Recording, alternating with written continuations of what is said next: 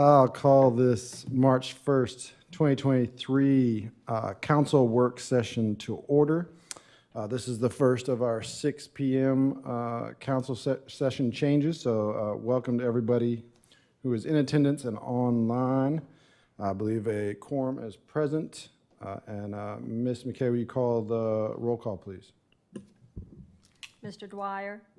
Here. Mr. Hunter? Here. Mr. Parrott? Here. Mr. Reed? Here. Mrs. Amos? Mr. Hardy? Here. Mr. Yolen? Here. Thank you. And we're going to add an item to the agenda here to start off, so we can start off on a high note, and I'll call on Chief to give us a news update on Officer of the Year.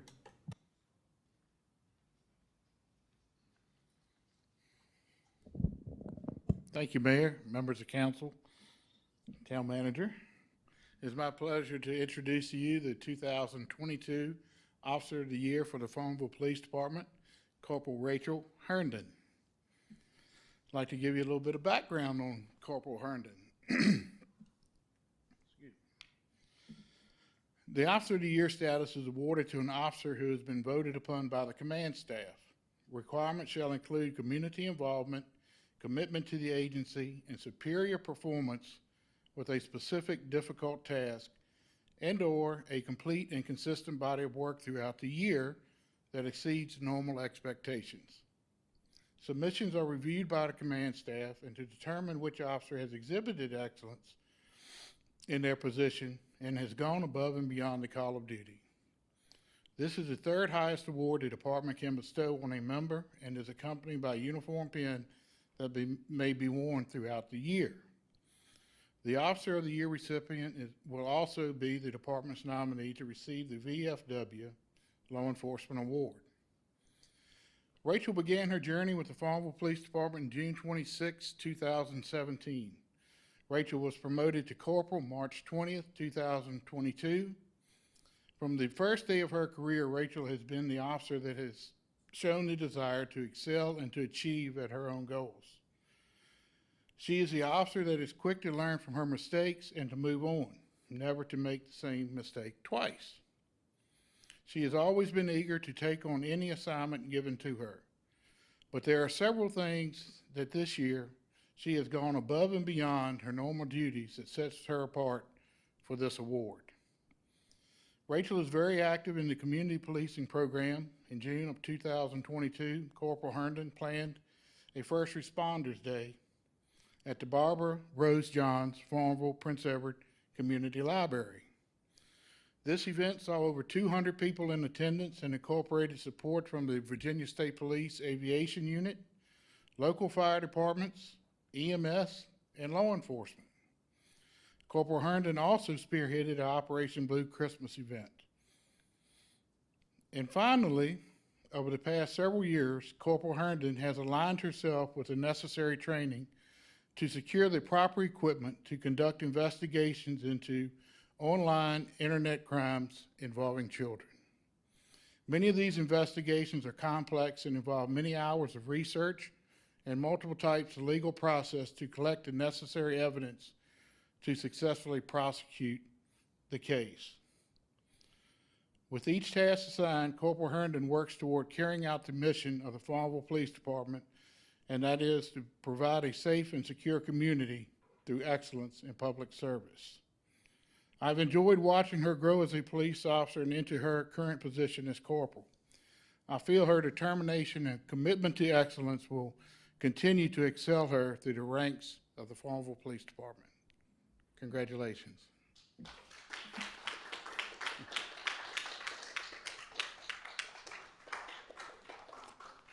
Thank you. Thank you, Corporal. I know this is probably the last place you want to be, particularly with people who are diligent about their work. It's not often for the praise, but it's important for us as a community to recognize and say thank you. So thank you for your work. Next item on the agenda is the monthly financial report. Finance Director, Ms. Julie Moore. Good evening. Again, I'm not going to go through each report in detail. I'm just going to give you like an overview. The revenue, overall, when you look at total revenue, it should be about 58% of the budget. And at this point, we are there when you exclude items that are not true revenue to the town. Those items are things such as like the bond payment and the medical compensation account. These items we have to budget because we pay them out, but we've already saved the money for these items. So it's not like a revenue to the town, it's not earned. That means an exchange transaction, and it's not been received through a non-exchange transaction. So it wouldn't be recognized in revenue. So when you factor those out, we're right on target. So I just used two words that I wanted to just explain what they were.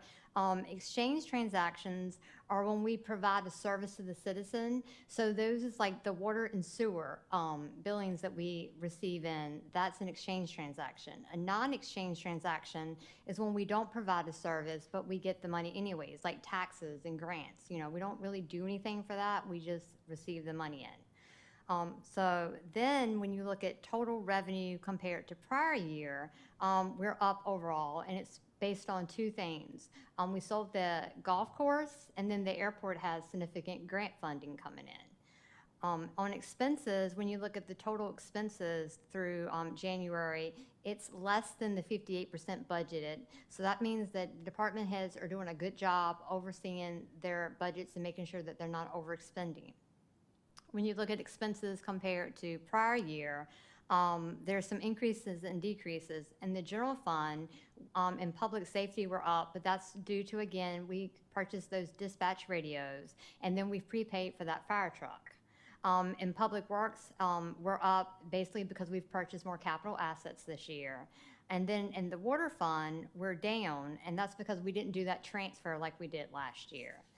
In the sewer fund, you would expect it to be down since we didn't do the transfer, but it's almost a net zero when you compare to last year, and that's because we've had to pay $133,000 for sludge removal that we didn't have to pay for in prior year. And then the airport expenses are up because, again, we have that grant funding coming in for that project out there, so we're having to expend the money there.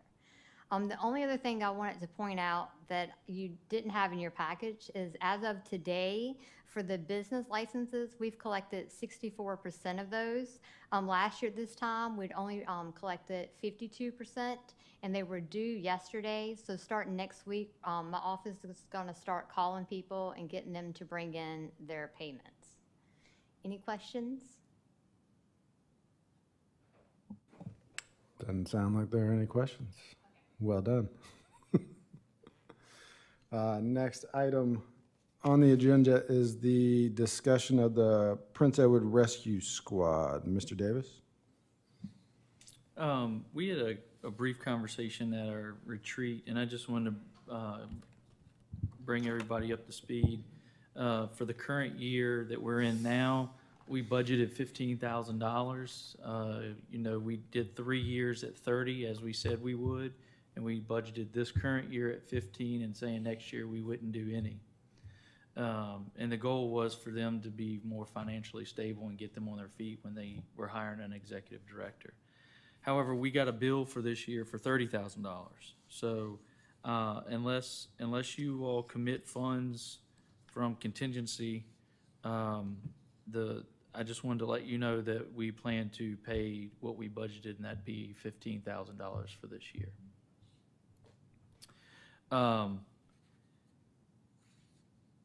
The other conversation is about we're building. I'm supposed to give you all a budget presentation next week, so we have a few little outliers out there just to be sure, so that we can get it as close as we can the first time when presenting it to you. And that is whether we are going to do, as we had said before, not anything for in this coming year's budget, which would be 23-24, for the Prince Edward Volunteer Rescue Squad, as far as, I'll call it cash or that type of thing. I would suggest that we continue to do maintenance up to $20,000, and that we continue to provide them diesel fuel for their apparatuses. I gave you some information as of last budget year. We gave them a $30,000 installment for the executive director position. We provided $22,316 in fuel and vehicle maintenance. So this is calculating our labor. However, we don't charge the $20,000 per year is just for the parts and things. We don't actually charge them labor. But for number purposes, we spent total $22,510 on their vehicle maintenance. So last fiscal year, we really invested $74,826 in the rescue squad.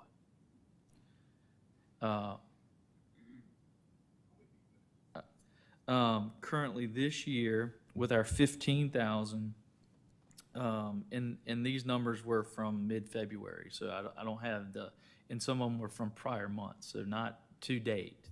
But for gas, we're already at 16,584, and vehicle maintenance 6,747. We also maintain the property in the summertime. We do the grass cutting and all that maintenance around the building, not to the building itself, though. So in total, so far for this year, this fiscal year, we're already at 38,331.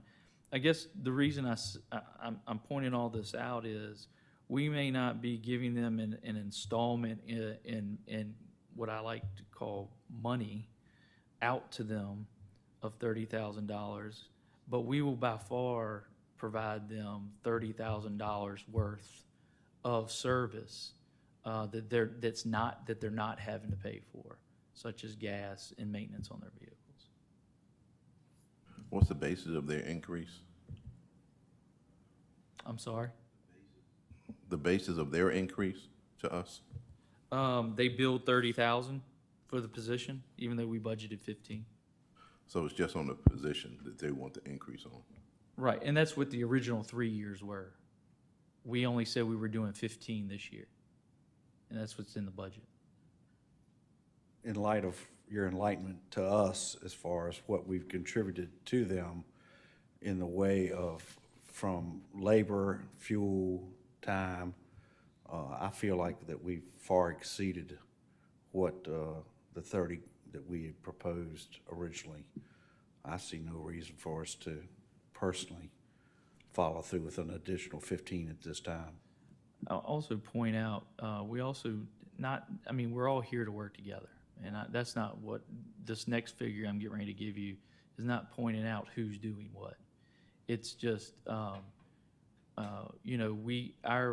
fire department became a first responder agency several years ago, 4 or 5 years ago. And with that, when they get dispatched, we also a lot of times get dispatched. Whether we're able to have people to put out to help them is a different story. But I did ask the fire chief to come to give you last year and his calendar year, I believe. So from January to December, so a little different than the budget numbers I'm giving you fiscal year.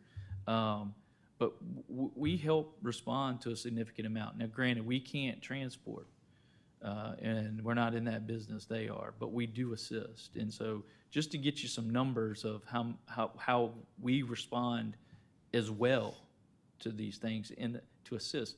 That's part of the job, though. Our goal is to work together, but we are there to help in other ways. Daniel? Good evening. So last year we did respond, we were dispatched to 648 EMS calls within the town limits. We do not get dispatched to every EMS call that the rescue squad does. We are dispatched to more priority calls. We don't respond to all the nursing home calls where they have other medical aid already on site. Or to the doctor's office as such. So last year we did get dispatched to 648. We responded to 438 of those. So out of those, there were 210 calls that we did not respond to. And That was just unavailability of members to respond. Not all of our members are EMS providers. So it's not like a fire call where just anybody can go. You need to be trained properly before responding. We also sometimes provide drivers for the rescue squad when they don't have enough staffing.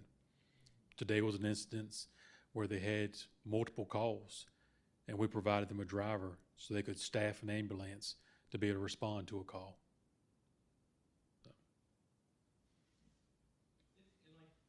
Like I said, that's not to point out anything other than there's multiple ways that we assist, and we want to continue to do that other than monetarily when we committed to a certain period of time. And we can, I mean, we're trying to build a hybrid, or not hybrid, a combination fire department. And so, you know, we have responsibilities for us as well. Thank you, Chief. And I know we're kind of starting out on the budget process, and I know that, well, yeah. Well, I mean, as far as our part in the process, and it's kind of tight. And so when we agreed to do the 30K, it was with that 3-year sunset. But I think we've shown and continue to show good faith in helping the rescue squad with those other benefits that far exceed that monetary value. So I think that's important to remember as we go forward. Do we have any questions or anything for Scott on that? I just had one quick thing, and it's nothing about more money or whatever. So when we go, and I understand that the rescue squad has their money that they get from people, and they're able to bill insurances and things like that. What about our EMS? Are we able to do that at all for the calls that we go on and the squad doesn't come to? Not able to? No, it's based on transport. Transport only. Okay, thank you for the clarification. All right. Not hearing any other questions. The next item on the agenda is discussion of American Rescue Act funds, which was a subject at the retreat. And we discovered that we had allocated more than we remembered we allocated. And so now we're going to find out where we sit. Mayor, do you mind if I go back a little bit I'm going to go back to the topic, because this is another discussion. Yeah. The other one is, you received an email, I believe, Farmville Downtown Partnership is also asking for $60,000 last year. We only did 30 in the budget. Well, current year, you only had 30 in the budget, but you gave them an additional 15, so it ended up giving them 45. That 15's from ARPA. That's why I just want to bring that up. It's part of what y'all agreed to in the middle of the year.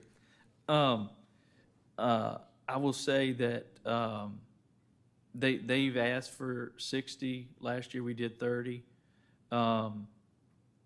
You know, in the past I've said, you know, that it was council's long-term goal of reducing them as well. Coming out of COVID, they've made some changes. And I would actually say right now they had pretty much almost a year of getting acclimated, a lot of new leadership on the board, a new executive director just got here, and they've already gotten a grant opportunity at looking at some buildings downtown that need a lot of love.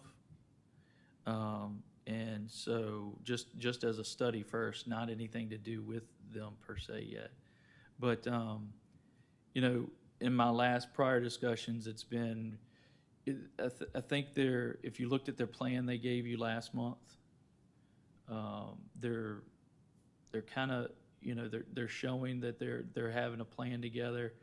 For this coming year, I can't say that I would say this for every additional year out. But to give them the benefit of the doubt, I would recommend that we do the 60. for this coming year, they're requesting, just to see if that can help them, do some of these other grant opportunities and some other ideas. They want to do some interactive stuff at the plaza, as far as getting grants and doing things with those, that they can get those grants for. And the town would have to help with some of those things. And so I would just say that we give them the benefit of the doubt for this upcoming year and then reevaluate it again the following fiscal year. They were newly accredited again through the Main Street program, correct? Correct, just recently. So if that's okay with you, I would, so both of those, FDP, if y'all are okay with what we talked about, the rescue squad will continue to do the gas and fuel and maintenance, no other funding, and then put in the budget 60,000 for FDP. Those are some outliers I have sitting out there that I just wanted some feedback from council. Does council have any questions regarding the FDP, Farmville Downtown Partnership? Not hearing any. I'm going to move on to the Let's next. put it this way, it goes in the budget. It's up to you all to Right. decide when you get the budget how that looks. Yeah. But I will tell you, the two buildings they're looking at and having a study done on, and I don't think I'm sharing anything that's not of knowledge, is, it's one that's had a board across it since I've been here. And the other one has a hole in the roof. And,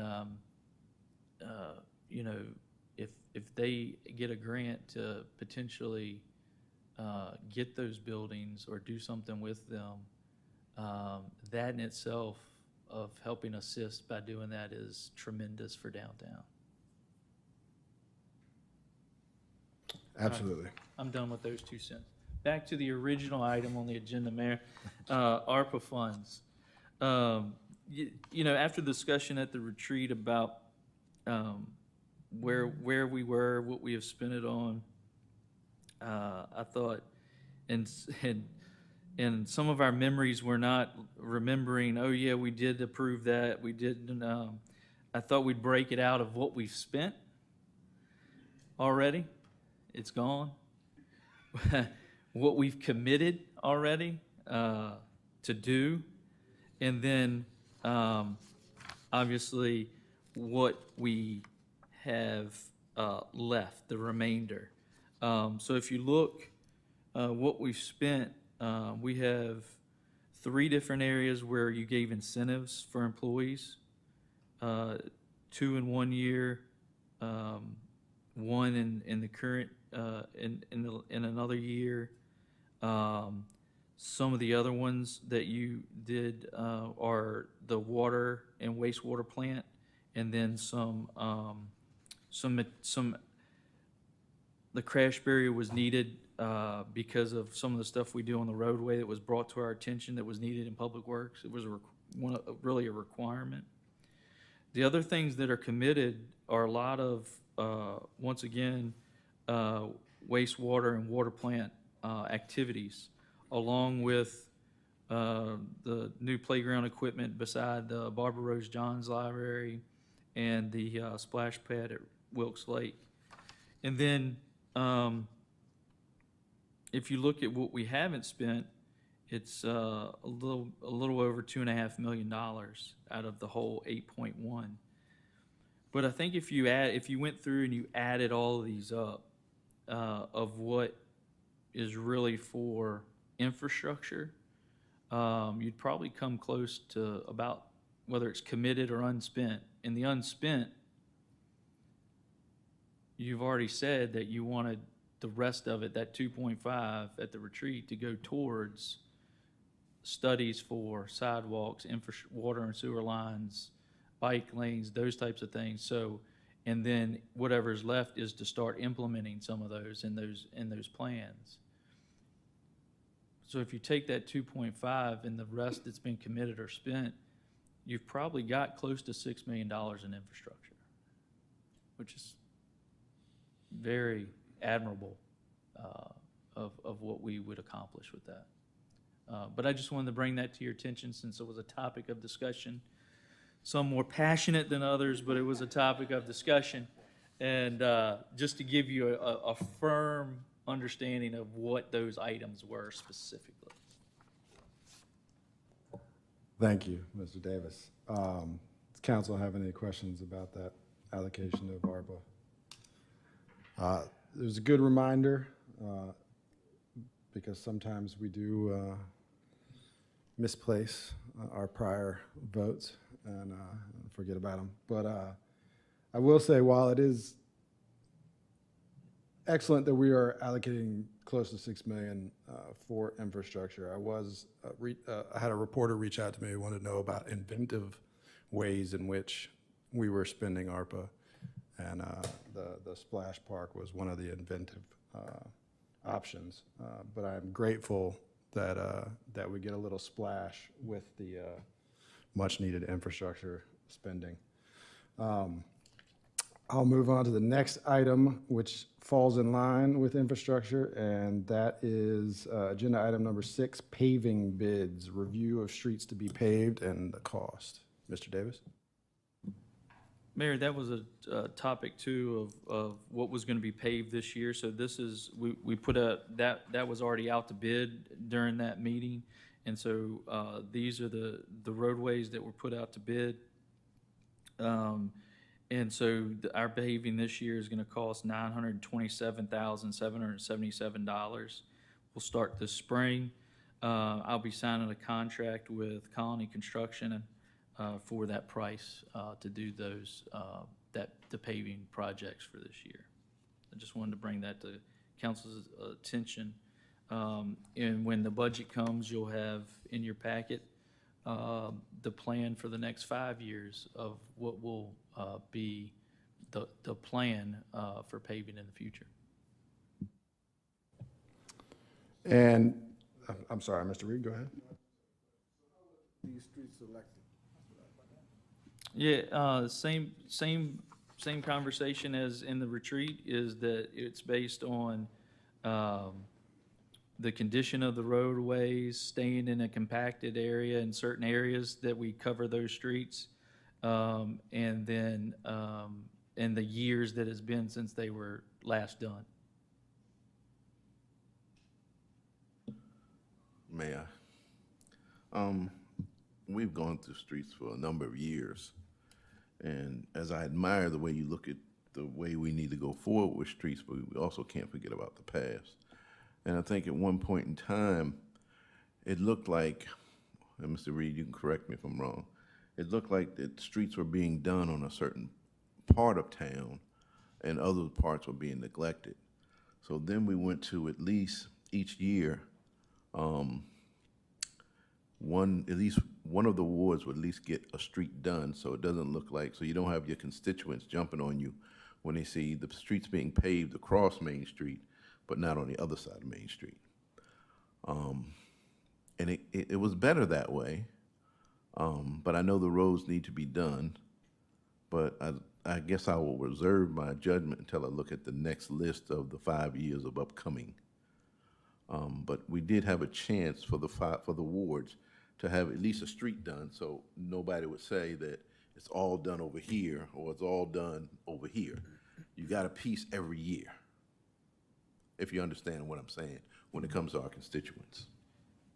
Yeah, I mean, the operation side, we're not looking at, Oh, I'll be honest, we're not understand that. looking at the political point of it. We're looking at what's needed and where it's needed in the last few years of paving. And so from an operational side, we're not looking at what area. I'll give you an example. Last year, we did Barber Street, Front, Gross, Johnston Drive, Longwood Avenue, 4th Street, Putney, Ridge, and South Street between 4th and 3rd, and Wiley Lane. All of those were horrible. We had, I mean, there was pavement that was actually, I might not have this correct. I want to say it was on Putney Street that we had to build up in an area in order to pave it.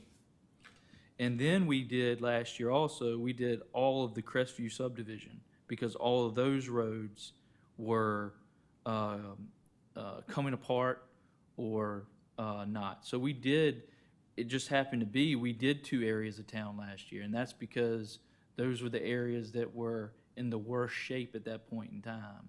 That's true, but as over the years and prior to you being here, it was hard to get Putney Street done. So you solidified what I was saying to you. As for the road, should have never been that bad. It should have been done previously. Rob, I think from my understanding is, so like the Putney Longwood section got done, Crestview got section, so it's easier for the paving companies to be in one area and to just knock out that area, right, versus hopping around. And so then if we look at a 5-year plan, hopefully what we'll see is everybody's district will have like sort of a large project of paving being done. Now that's a little different, but to your point, it's a different style than piecemeal having one in each one, but hopefully if what we'll see in a 5-year plan is that each district does get addressed. Oh, yeah, that's why I'll reserve my comments for that. And I understand the way you're doing it, Scott. You're doing it the way you're supposed to. But we tend to get calls in reference to why. So we can't answer the why. So once the list come out, I can answer the why and where and who. And it is more expensive to move that equipment to have the staging area. I understand that part as well. So who does the selection of the streets was the question that I think I asked. Public Works.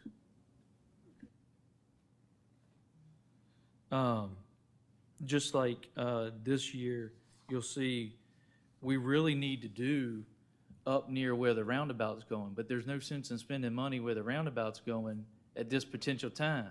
So what we're doing is we're fixing that section that has, where we had to patch because of some water or sewer issues, is my understanding, in front of Jarman on High Street. Because the roundabout won't go down that far, but we'll go up to where that's going. Next year on the paving list, if I'm correct, and I don't have it in front of me, Griffin Boulevard is on that list, and a few other areas that will also be tying into that area. But you'll get the whole CIP soon for the coming years. So maybe that'll include Hill and the avenues and you said Griffin, so maybe they go the other way.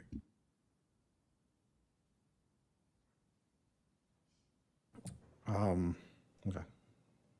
Any other questions on the paving at this time? We'll wait for the CIP on that paving. And the next item on the agenda is the amending section of the floodplain overlay district. Mr. Davis? Our interim director is coming from the side entrance of the chamber. Welcome, And Ms. again, Ashley Austin. And she's going to give the presentation to you in a few updates.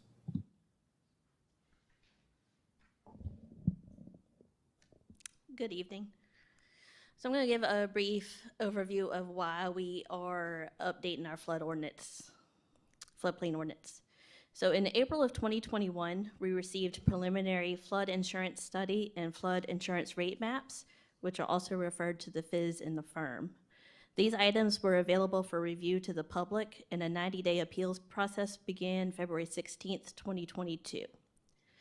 In a letter from the Federal Emergency Management Agency dated October 19th, 2022, FEMA found no significant changes had been made to the flood hazard data on the preliminary copies of the firm for Prince Edward County. The adoption of compliant floodplain management measures will provide protection for the town of Farmville and will assure its participation in the National Flood Insurance Program, also referred to as the NFIP.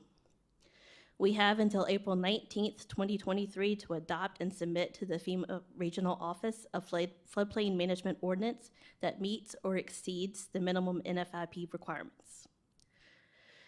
In July of 2022, we had what's called a community assistant visit, which had staff from the Department of Conservation and Recreation come down and go in person and visit sites along High Street, Main Street, and West 3rd Street and East 3rd Street. Since that date, we've had several follow-ups virtually with those DCR staff. During that process, DCR staff reviewed our ordinance for compliance with the NFIP and found a few points of non-compliance. Some of the items that we need to bring into compliance or adopt new terms and definitions. Some examples are a LOMA, which is a letter of map amendment. So we don't have that in our current definitions. Another one is the definition of accessory is required to be 600 square feet within the special flood hazard area. We need to add enabling authority language from the state law. We need to revise effective dates, clarify certain phrases, and call for the designation of a floodplain administrator. We also need to clarify encroachments within the ordinance. One of the definitions is freeboard, and in our current ordinance, it calls for 1 foot of freeboard. DCR recommends 1.5 feet. After going to their floodplain management course, we have decided to implement a 2 feet of freeboard. And what that means is that any structure built within the special flood hazard area has to be built 2 feet above the base flood elevation. And this applies to both non-residential and residential structures. Non-residential structures are able to not build above that, but to make sure anything below that is flood-proofed and dry.